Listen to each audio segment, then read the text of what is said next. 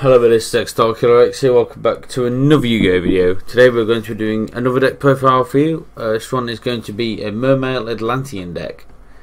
So let's get straight into it. So first off we have an Aqua Spirit. So this card can only show some by moving from play one mortal monster in your graveyard. During each of your opponent's standby phases you can change the battle position of one of your opponent's face-up cards. Once changed, the monster must remain in that position for the rest of the turn. Can be very useful there. So we have an Atlantean Dragoon, so level 3 or lower. Sees that most of the control can attack directly. Very useful in some situations. And when this card is sent to the graveyard attack to activate a once monster's effect, that will cease up time from your deck to your hand. So essentially when this goes to the graveyard for an effect, you can summon, you can get from your deck to your hand basically any of these, really.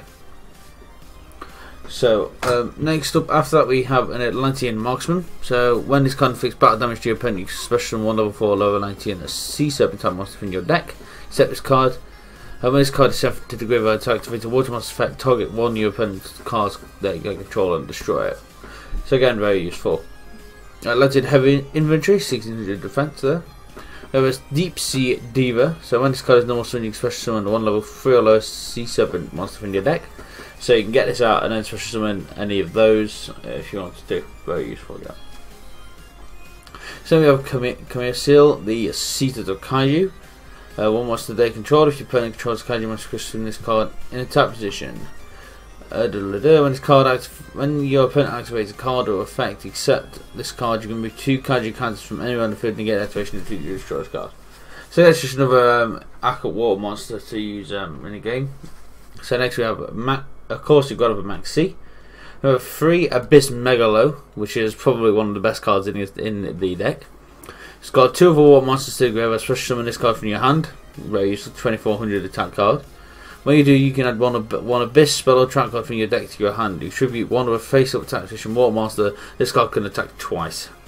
So the Abyss spell or trap card set will be the Abyss Sphere, and the set that's the only one for this deck would be this Sphere. Says we have 3 Mermail Abyss, so you can discard one of a water monster to the graveyard special summon this card. When you do, add one level 4 or lower Mermail monster from your deck to your hand. So again, you can get this out pretty easy in order to get one of your lower monsters to your hand. So again, recycling the deck and getting through. So we have Mermail Abyss Spike. When this card is normal or special summon, you can discard one water monster to the graveyard and add one level 3 water monster from your deck to your hand. So again, you discard one and you get a 3+1 depending on if you need it in the situation. We have a Mermail Abyss Linda. So if this card is on the field, it's sent to go, especially when a Mermail monster. Very useful again. Then we have some more Mermails Abyss Gundy. We have Maglancia, the Elemental Lord. We have a Nephabyss, the Atlantean Prince. 3 of them to finish off the deck. And then for the Spuggers, we have Abyss Scale of Mizuchi, which you get equipped to a Mermail against 800 attack. When spell is activated in your opponent's side of the field, negate the effect. So Forbidden Chalice, very useful to boost your cards up or negate your opponent's effects. 3 Instant Fusions. And we have 2 more Greed, so you can return 2 water monsters from your deck to from your hand to the deck, and then shuffle and draw 3 more cards. 1 for 1. And then we have a Geki, of course, to clear your opponent's field. Salvage 2 water monsters, that's still a water monster deck, so very useful. 3 Twin Twisters, an Abyss Sphere, so special one Mermail monster from your deck. The effects negated, you can activate any spell cards.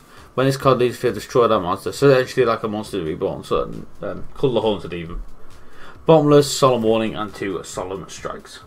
Okay, for the extra step we have Elder Entity Norden, and we have Coral Dragon, a Crystron Quandex, Scarlet Red Dragon Archfiend, a Tazunoku, a Trishula.